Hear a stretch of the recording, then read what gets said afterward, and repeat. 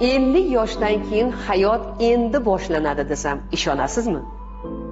Mana shunday bo'lishini istaganlar 3 ta qoidaga rioya qiling. Birinchisi, 50 raqamidan vahima yasamang. Raqam har xil bo'lishi mumkin. Muhimi sizni ichki holatingiz. Ikkinchisi, kim bilan gaplashishni xohlaysiz?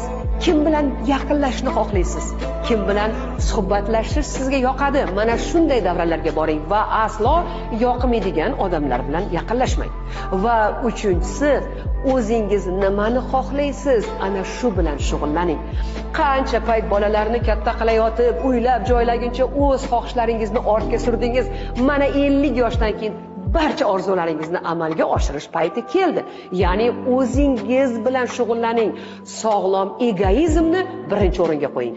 Agar mana shunday yashashni boshlasangiz, hayot endi boshlanganini o'zingiz sezasiz.